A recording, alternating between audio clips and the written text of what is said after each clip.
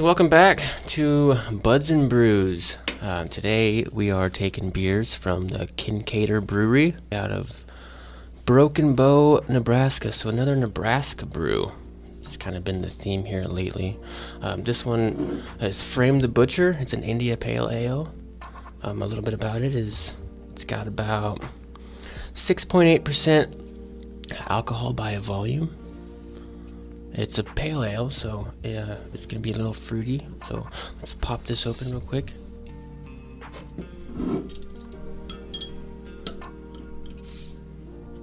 With me today is my little brother, Taylor. He came here from Kansas, so... Hello. Introduce yourself here, buddy. Well, as you said, my name is Taylor, and I'm your little brother. I hail from a small town called Topeka, Kansas. Topeka, Kansas. And it's too big, actually. I said it was small, but it's... So what do you do in Topeka? What's there to do in Topeka? What I do there is I drive a UPS truck. And you know what? It is a holy living hell of a job, too. Tell us a little bit about it. Do you have to wear the really short, skinny brown pants? Yeah.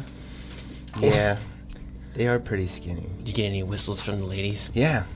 Particularly dentist offices. Why dentist offices? That's a very good question. I'm still trying to figure that out. All right, well, cheers, buddy. Thanks for coming here. Yeah. Appreciate it. Sure. Mm-hmm.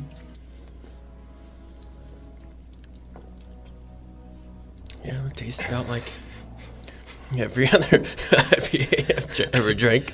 What do you think? What are you getting? What kind of notes are you getting? Besides the sheer bitterness of it, because I don't really much care for IPAs. I mean,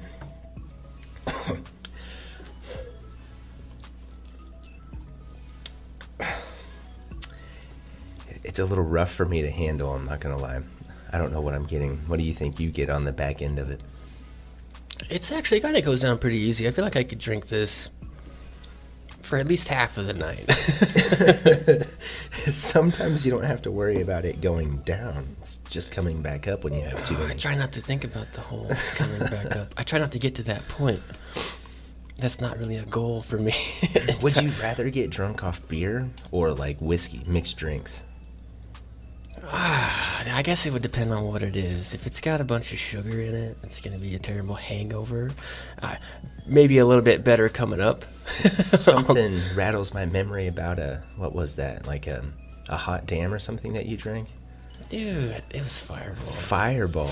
Oh. It was Fireball. Drink a whole bottle of that and you won't have any ever again. What was that, 5 years ago at a fall festival? Mm-hmm.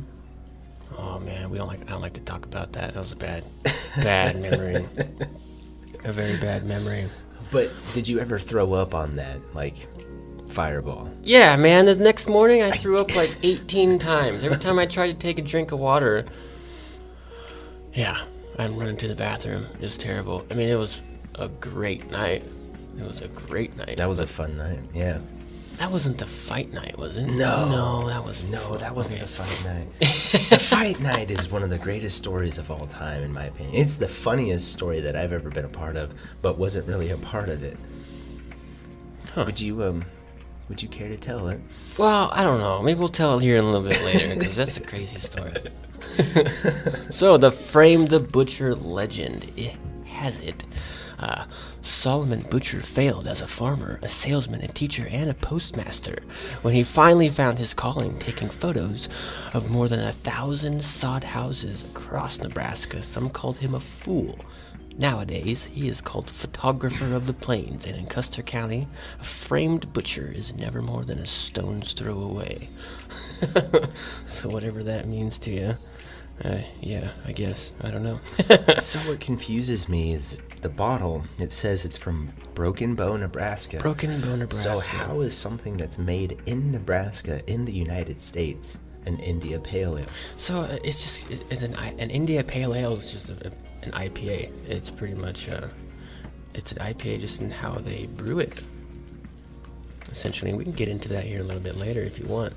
The differences between an IPA and a lager.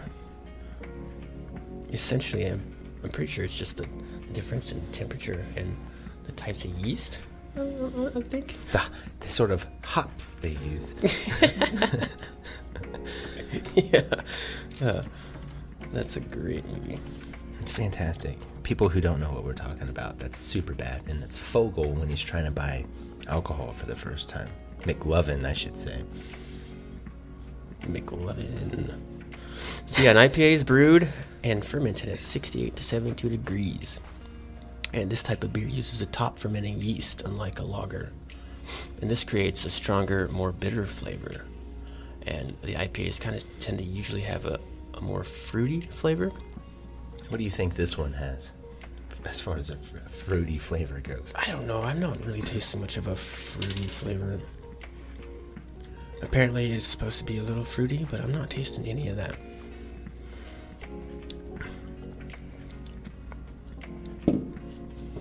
I just get sheer bitterness. I got the bitterness that time. Yeah, I got a little bit of bitterness that time.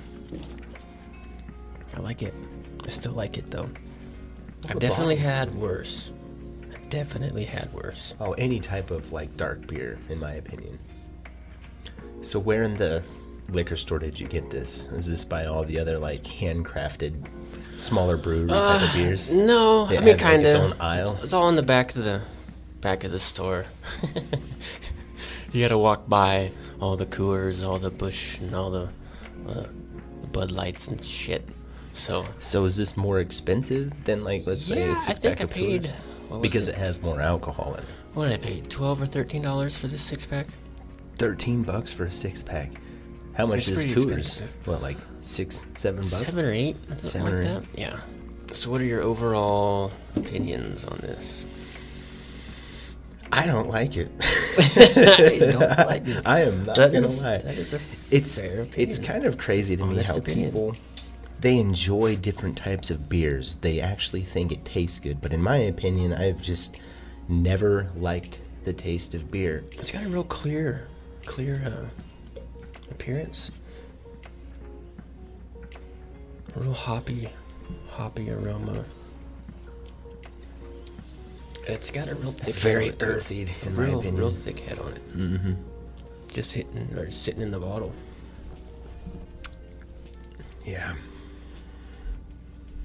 Solomon Butcher, thank you. I wonder if you drink more than one of them. Like, if you just chug the first one just to get all the bitterness out of the way, I wonder if it's going to be easier to drink, like the rest of the 6-pack. The more and more I drink this, my drinkability rating is diminishing. It's good, but man, it's like I said on past episodes, it's just it starts to get heavy tasting, heavy feeling. Feels like you're drinking a meal. Yeah, I think that's why I don't like the darker beers, because it just doesn't sit in my stomach very well.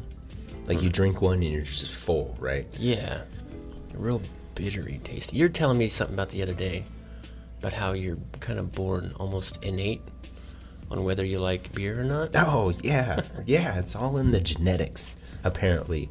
Like, you're just, what was I saying? Your taste buds sensing the different types of bitterness coming from the hops and other ingredients, and then some people like that, and then some people just don't, and it's all in the genetics. It's like a subconscious, your brain thinking, oh my gosh, it's bitter. Why are we trying to drink this? It's terrible. Get it out.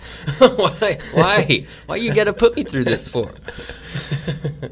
But at the same time, like, you have people that just love the taste of vodka. They can just drink vodka straight up, or whiskey.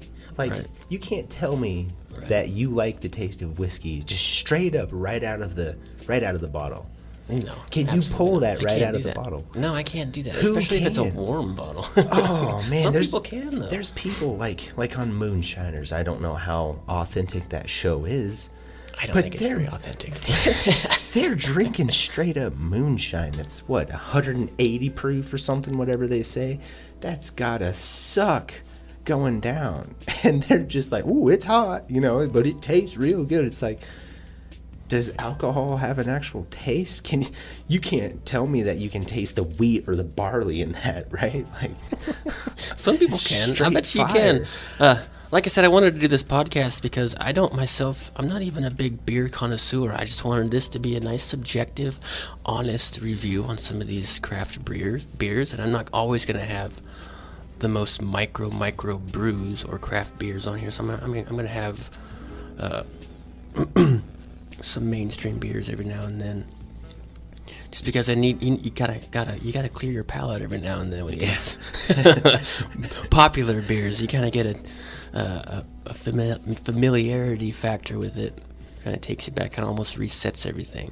I think anyway. So we'll have some of those on the show, but not very many. Obviously, I'm pretty sure everybody knows what Bud Light tastes like, so I'm not gonna have Bud Light on the show. But tell me why you would think that somebody turning 21 that's never had beer before or had been drinking, they walk up to their bar, like, how do you think they choose what type of beer they want to have had? Like a Bud Light or a Coors Light or Budweiser? Like, they're going to pick whatever beer their dad drinks. I almost guarantee it. Yeah. 90% of the time. Like I said, it's a familiarity. Your dad drinks Coors Light? Or maybe whatever you just drink Coors Light because my dad likes it, so that's probably going to mean I'm going to like it. That's what I did. That's a lot of the reason why I like to drink Coors Light. That's what I did, but I remember our dad drinking Bud Light. I don't think he did. So the funny story about how I decided which beers that I wanted to like. When I first turned 21, I went up to a sales training convention up in Denver, and I think I had just turned 21. So we go like to the bars or whatever, and Denver's the Coors Light capital of the world. I think Fort Collins, yeah, because I know they have around there. I know they have a brewery up there, and they're really Golden, proud Colorado, I believe is where. Yeah. But we go up there, and every time that I tried to order a Bud Light, they're like, no, we're gonna serve you Coors Light, and I'm just like, what the fuck? I just asked for a Bud Light. Literally, this happened to me multiple times. And they kept saying, like, well, this is the Coors Light capital. You're not going to drink a Bud Light in this bar. It's like, okay, whatever. So ever since then, I was forced to drink Coors Light. And ever since, I've just been drinking Coors Light instead of Bud Light. It's almost a cult. Like, beer brands just have such a cult following. You drink Bud Light? Oh, my gosh. No, honestly, Coors they all Light's way taste better. pretty similar.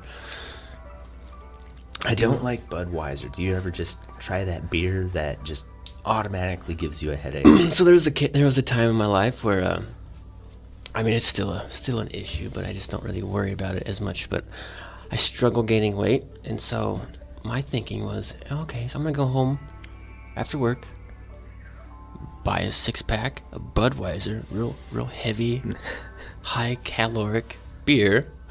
And try to just gain get a big weight, old right? Beer belly off it, right? Yeah, because I was working night shifts. I didn't have anything to do. Nothing was open at 3 o'clock in the morning. So I would drink 4, 5, 6 beers spaced over 5 hours. And it kind of worked a little bit. But I definitely developed a taste for beer. And I could almost start feeling the alcoholism grab a hold of me. I was like, okay, I need to probably nip this in the bud. Budweiser. I think with some people that turn into alcoholics, like, maybe they just had like one hell of a rager of a weekend, right? Yeah. They drank the entire weekend, and they were so scared of the hangover on Monday that they just kept drinking to avoid the hangover. And then 2 weeks later, they're just like, oh, fuck. I'm an alcoholic now. Oh, no. Oh, my gosh. I think if I start to quit drinking, like, I'm going to die from the hangover. No, don't do that. That'd be terrible. Dying from the hangover. Oh, man. That means you drink a lot. So this next beer we have is from the same brewing company, but this one's their Dan the Wiser. It's their Kolsch. It's Kolsch style ale, which if you don't know what a Kolsch style is, it's a bit of a hybrid between a lager and an IPA. So it's a bit of a best of both worlds. And man, just looking at it right now, I can tell it's not a very dark beer at all before I even opened it. But I like the label on this one. It's got a nice silver beard guy riding what looks like a Harley motorcycle with a skull headlight. It's pretty neat. One of those you want to kind of maybe save, put on your fridge or something. Yeah. I'm gonna pop these open here, buddy. Why don't you tell us that story about you finding all those cool coins in that? Oh, Well, first you gotta tell us about your other job you have in the summer. Okay, so besides being a UPS driver, I used to be a groundskeeper at a well-established estate, which in layman's term is trailer park. so I worked grounds at a trailer park, and every so often, like, somebody would die or move away. I don't know why I led with the dying part, but I would have to go in and clean out their homes. So obviously, like, if they're dead, whatever I find, since I'm gonna throw it away, I might as well just keep what I find. Yeah. So I was cleaning out this one house one day. I mean, it was trashed. It's probably the filthiest house I'd ever been in. And apparently this guy, I don't know if he's just like a war vet or something, but he was really big into collecting coins. So I'd find like evidence that he was a coin collector, and I would find a couple silver coins, like Kennedy half dollars. I think I found like a Benjamin Franklin half dollar. And those are significant because they have like 90% silver in them. They're worth more than what the face value of the coin is at 50 cents. So I'd find a couple of those. But I was scrounging around on the ground, just putting everything into like a trash bag. I find this little tube with what I thought was brass in it. Right. So I open up the cap and I pour out the contents, and I found 10 pure gold coins in the end of that capsule. And at the time, like, I thought that was like close to $50 because it said $5 on each corner. So I'm like, oh my gosh, cool, I've got 50 bucks. This is the greatest day ever. And then I found a couple other coins. This is awesome. I scored. How big were these coins? These coins weren't all that big. No, they were the size of a dime. Yeah. So it was a 1/10 of an ounce gold coin, and there's 10 of them. So and how much is gold an ounce right now? Gold is like close to $2,000 an ounce. $2,000 right now? Which, when I found them a year ago, almost exactly, it was like $1,500. So about $150 a piece, and you found 10 of them. I found 10 of them. That's a pretty good payday. You still got any of those left? No, I sold them all. That's all right, though. Which is terrible, because if I would have just waited another year, this is the highest gold's been, I think, in history. Wow. Right now. Why do you think it's so high right now? I think the stimulus check had a lot to do with that.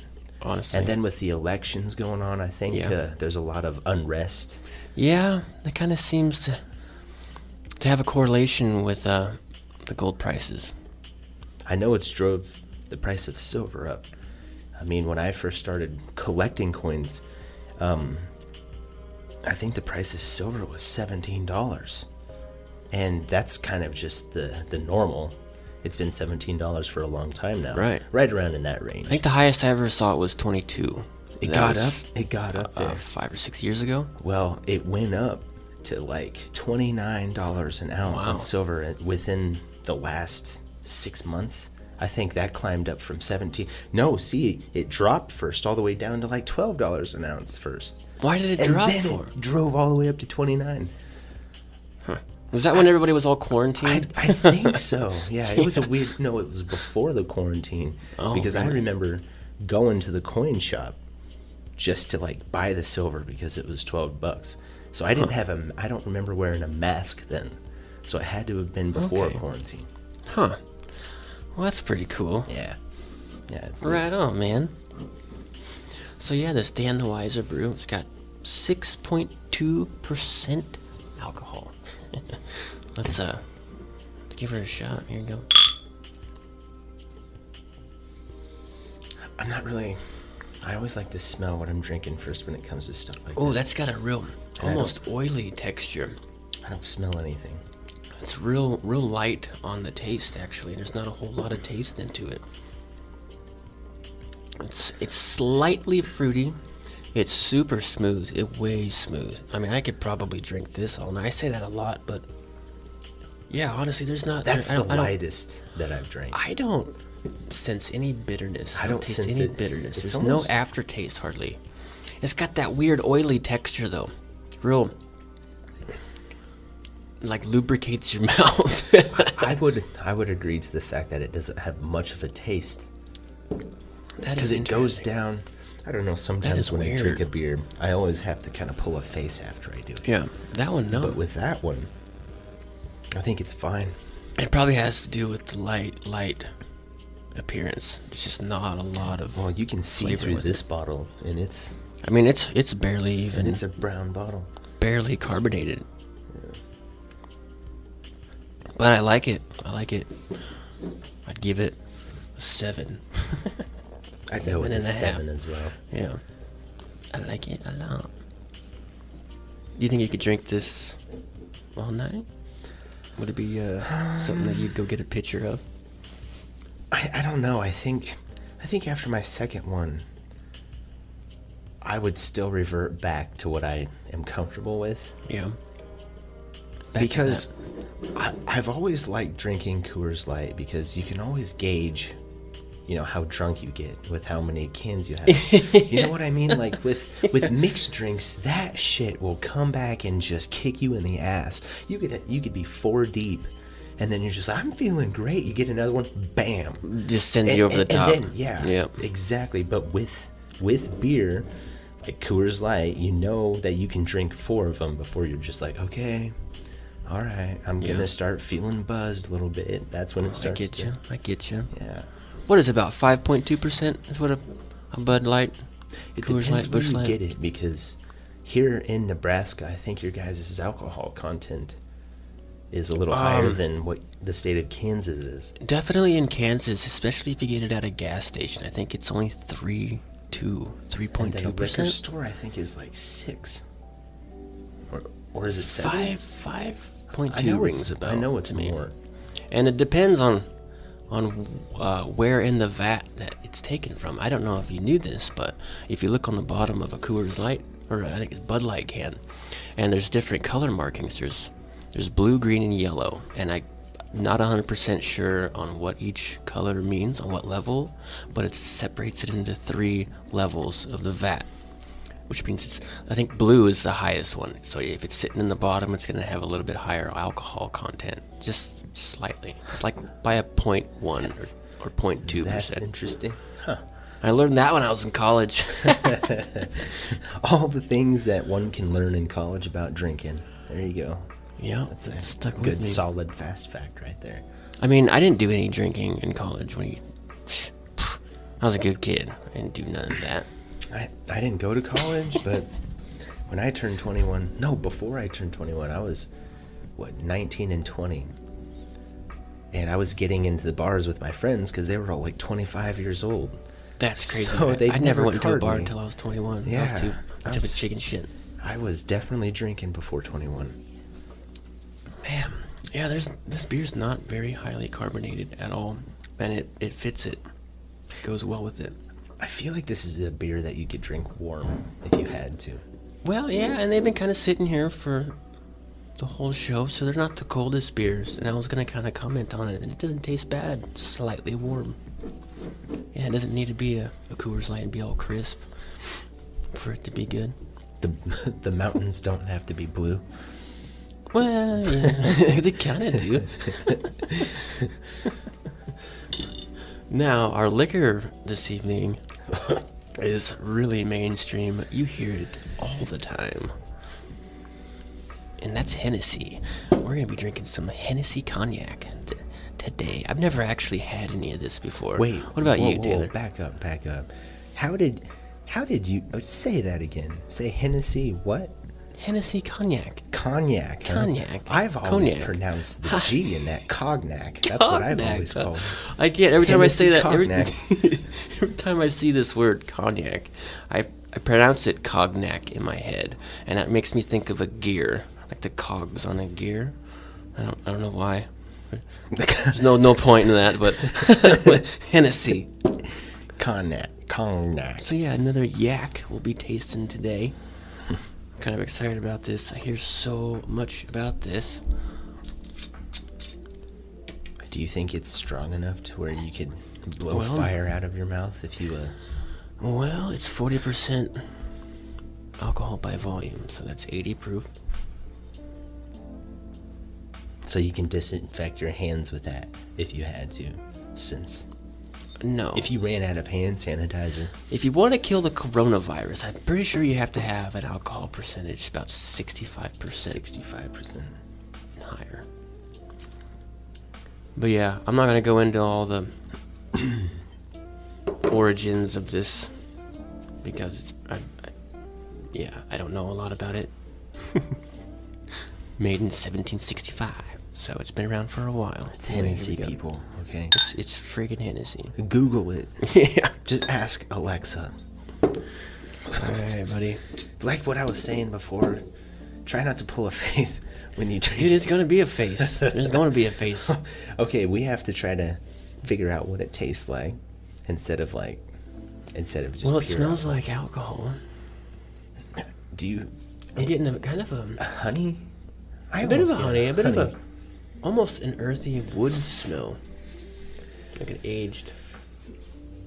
What is it An they aged say that barrel you're smell not almost. supposed to drink beer then liquor or something like that? Dude, And that's how does exactly it what we're go? doing. So Liquor before beer, you're in the clear, right? beer before liquor, never sicker. Beer before sicker, Beer before never liquor, sicker. Is that never it? sicker. I think Is that's it what the other way is. around? Of course, yeah, something like that. The thing that makes me uncomfortable cheers, buddy. is we're drinking this with darker beers, and I've never done that before.